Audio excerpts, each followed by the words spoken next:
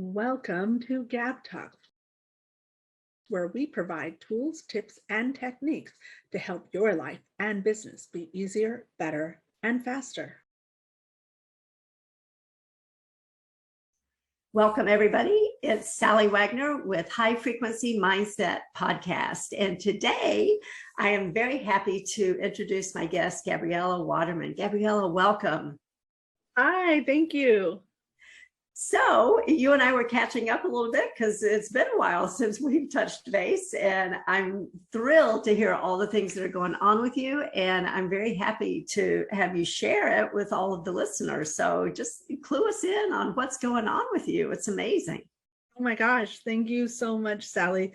Yeah, so after many years of doing a whole different industry, a year ago, I created GabTalks, and it was awesome. And then it went soft, and then things were like this and that. And but I took all these things that I learned over the last year and a half, that I learned from people like yourself and other people that I've met along the way. And I created the GabTalks VIP community at the beginning of this year. And I already, we already have 22 members in the community, and it's 6 weeks old at this point. Wow, that's awesome. Yeah. So tell us about the community, GabTalks. And I know you have so many things going on, and you and I first met, I think, through Happy Neighborhood Project. Yes. With some social media engagement events that you were hosting at the time. Yes, that's true. That's true. Yes. So we were doing what I call social media engagement parties. They were a spin-off of posting parties that I had discovered other people doing. And in fact, I was involved with Happy Neighborhood and their posting parties, and I was very active over there. And I'm still active with them. We did a lot of them last year, and then we took a pause, and now we've relaunched them. We do them once a week on Wednesdays, and those are open to the public. And then we also have a private version of them for the community as well. But we do so much more than that in the community, because anybody who knows me knows that I am, at my core, in my DNA, I am a connector and a networker. It is the space that I love. It is my genius and where I thrive. And I love helping other people, which is why the posting parties, the social media engagement parties, were a place that I really enjoyed, because I got to bring people together and help other people help each other. So now in the community, we bring people together. We are launching a vodcast to highlight people. We ask people to share what they're doing with each other and give people opportunities to share each other out to the rest of the world. So it basically is taking that engagement and taking it a whole nother step, and helping each other, not just promote each other on social media, but also introduce people to their audience, for people to purchase programs or products, or just simply get to know people that they wouldn't have had the opportunity to get to know otherwise. That's just the space that I absolutely love, and makes my heart open and makes my heart sing when I get to do that for other people. Yes, I can certainly hear that. Yeah. And, so describe, for anyone who's never participated on one, what is the social media engagement event all about? Yeah, so way back, about 10, 12 years ago, people came up with this idea around Amazon launches, and they were good for a while, but then they kind of went away. And then a few years ago, someone had the idea of doing it with LinkedIn, because in LinkedIn, being the business space, we want to get engagement and have people see us, right? If we're in business and we want to create more business, the more engagement you have, the more people are going to say, oh, that person's interesting. And so I don't know who it was who thought, oh, let's do this for LinkedIn. probably about 3 years ago now, but there were probably maybe 4 or 5 people that were doing them somewhat regularly. And I went to one and I was like, oh, this is really cool.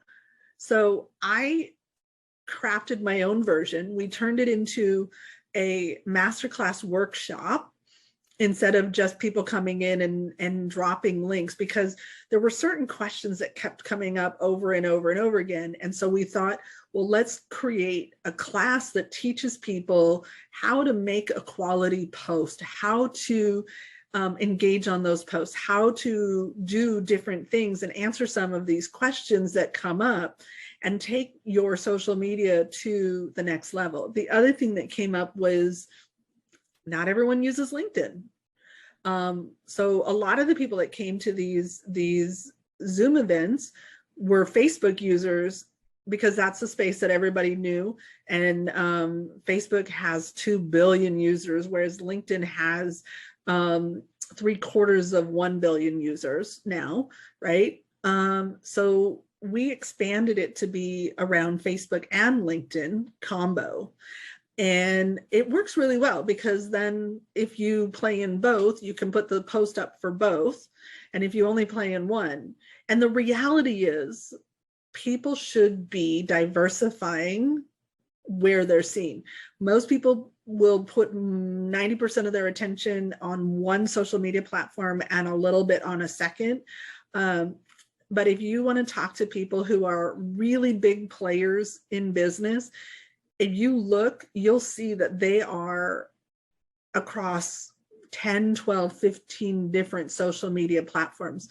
And there are great resources out there to take a single piece of content and put it, take that one content and make it, what do you call it? To take a single piece of content and have it crafted to fit the requirements and the designs and the sizing and the wording for multiple different platforms at the same time.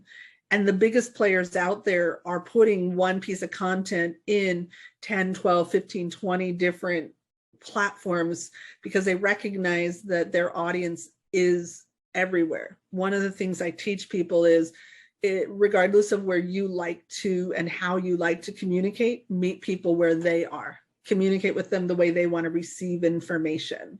So we actually, in the VIP community, have expanded to allow people to include content from YouTube and TikTok and Twitter and Instagram and Pinterest and Google My Business and more, beyond just LinkedIn and Facebook, because lots of people are in more than just LinkedIn and Facebook. But our public event that's open to everybody on Wednesdays is LinkedIn and Facebook only. Mm-hmm. Yeah. And as you mentioned, it's not just, hey, let's post link and then everybody shares and comments, and that it's also the educational component that you talked about, because there is a lot to know about how to post in a way that's going to be engaging, and how to comment back on somebody else's post in a way that's engaging. Yeah.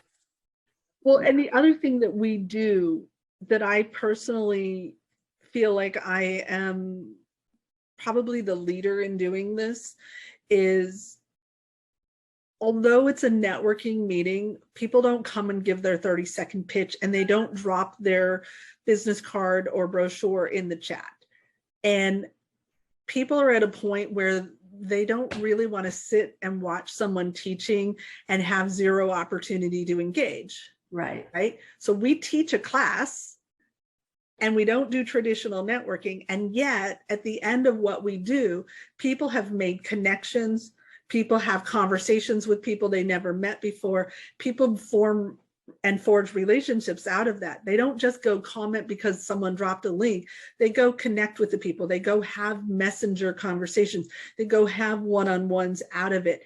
And people feel engaged while learning without pitching.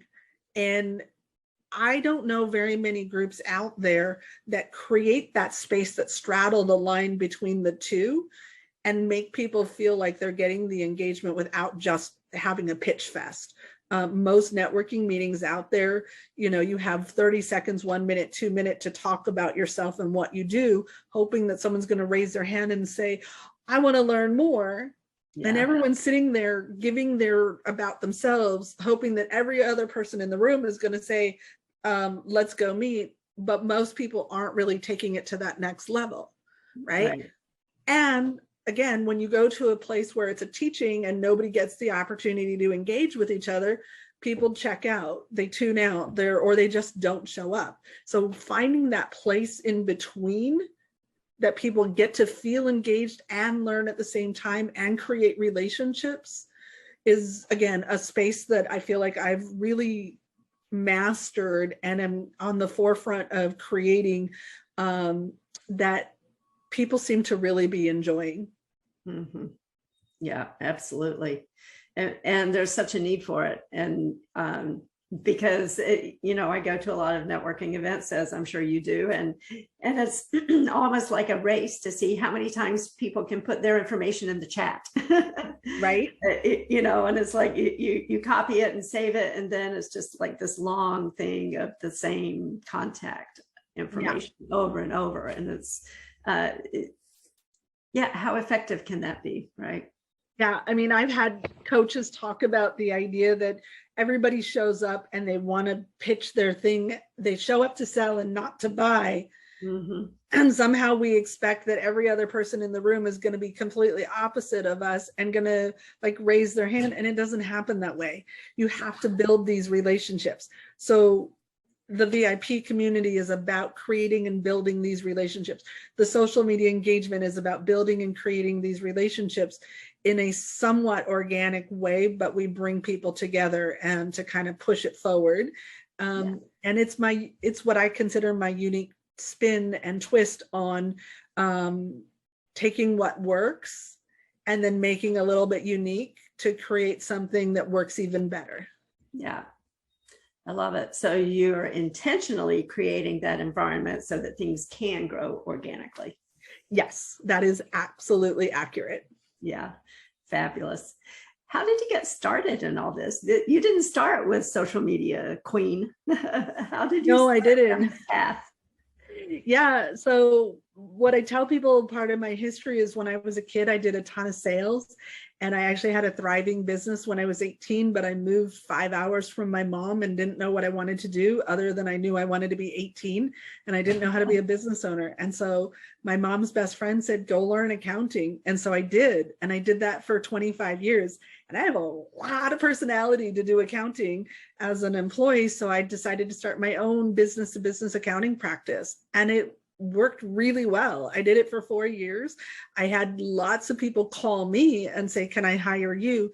Because I understood how powerful it was to create relationships, very similar to what we're doing with the social media engagement parties. But I was not happy. I had looked for an equity partner to come in who wanted to do the accounting so that I could go out and do the business development, and it just didn't work out. And I got to a place where I just was ready to not do accounting anymore. Mm-hmm. So literally, as the world was shutting down, I listed it for sale, and we had it. We had another firm take over within 3 months of listing, and I said, "Oh my gosh, what am I going to do next?" And so I had already been involved with a platform that helps you love on your customers that are existing customers and talk to prospects and ask for referrals. I absolutely love the platform. I've been with them for 3.5 years now. I started with them when they were still in soft launch, and that was kind of like my springboard into what I do now, because the concept of know, like, trust, and most important, remember, because it doesn't matter how much people know, like, and trust you if they don't actually remember you, right? That platform is a really, really good platform for creating memorableness with prospects and with clients and with asking for referral partners. So I took that and I learned a bunch of things and how to interact and how to take all of those skills that I had already innately had with the connection, with the networking, with the general marketing, with the bringing people together that I do. And I spent almost a year developing that and taking everything I knew about social media and putting it all together. And then a year ago is when we actually took and created the GabTalks brand. And actually the GabTalks brand was designed from a podcast I had written out by hand. I still have it here on a piece of paper sitting right next to me. 3 years before we actually created the brand, I wrote out the podcast, which is going to be launching in April of 2022. Wow. So I'm very excited about that. And I love being able to help other people. Right now, my plan and vision and goal is to create the lifestyle that I want by helping as many people as possible to get to the lifestyle they want, by teaching them the tools and tips and the techniques that we have learned to grow our business, and by bringing other people who can also teach techniques to grow and create a super collaborative environment for everybody to really be able to take their businesses to the next level. Yeah, that's so important. You know, so many business owners feel like they need to do everything all by themselves. and there's so much power in bringing those resources together, as you've just said, you know. Yeah. And why should we struggle to do it all alone when there's so many people out there who want to be in relationship with others to support each other, and the growth is exponential when that happens. Absolutely. Absolutely. Yeah. Yeah. So that is exciting about the vodcast. And you mentioned it earlier and it's launching in April. Is that correct? That is correct. Awesome. Yep. And what's it going to be called? It is GabTalks. Yeah, it's GabTalks, Success Tips from Experts. And it's basically 15 minutes and it's 6 questions that are all directed around what the person's expertise is, why they're an expert, and what tips they have to share with the audience. And obviously we're going to help people, direct people to them to work with them further. Mm-hmm. And my birthday is in April. So yeah, so I decided we're launching in April, and we will have on my birthday, we're going to have a party to do what they call a launch party, which will be about 3.5 weeks after the first episode drops. And we have already 40 people scheduled to be interviewed before we're even launching. So yeah, I'm excited. We'll be publishing on YouTube, and we'll be publishing on some audio sites, and we'll be doing a ton of breaking it apart into multiple social media platforms. And we'll be after the first week, it'll be twice a week that we publish. That's very exciting. Yes. Wow. I'm super excited about it. I bet. Yeah. So I have, I typically say one last question and then I end up asking more questions. So I have a question and I'll preface by saying in my coaching, I coach people on a lot of different things. And the acronym I use in many instances is MSG, and that stands for mindset, skill set, get off your asset. Because it takes all three, right? We have to take action. So as you look at your life and your business, what principle would you look to and think to yourself, that really contributed to my success? You know, I'm a little jealous because your acronym is exactly what I believe is the most important things. And I'm jealous that I didn't come up with it first. When you look at my logo, you see that it says mindset matters, because no matter how successful you are, if you don't have the right mindset, you won't maintain that success. And I know that firsthand from having, all entrepreneurs go through their ups and downs.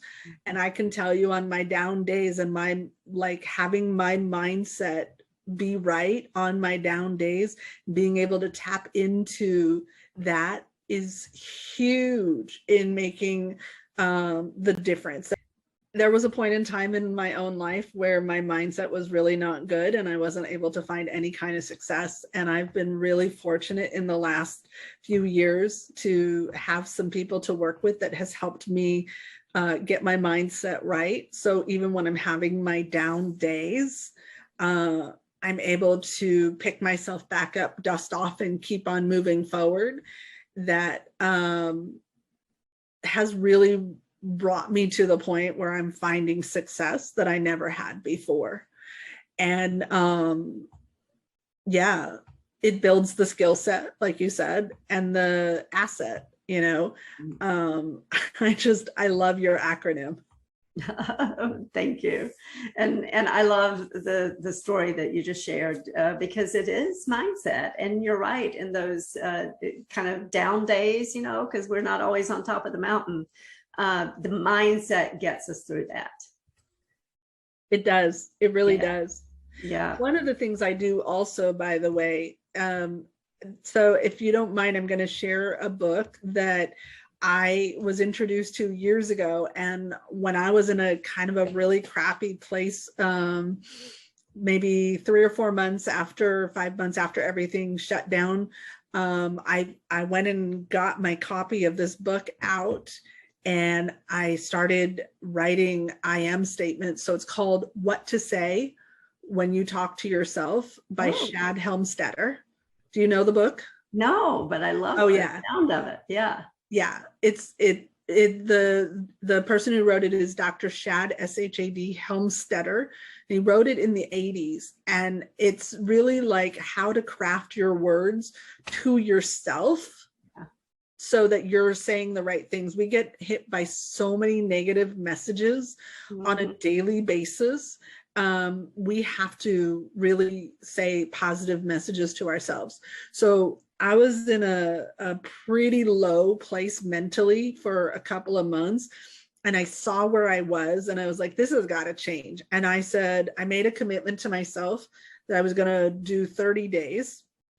So I did, and I actually went 75 days because I figured once I hit my 30 days, I would continue until it just naturally stopped. But I made a minimum commitment of 30 days.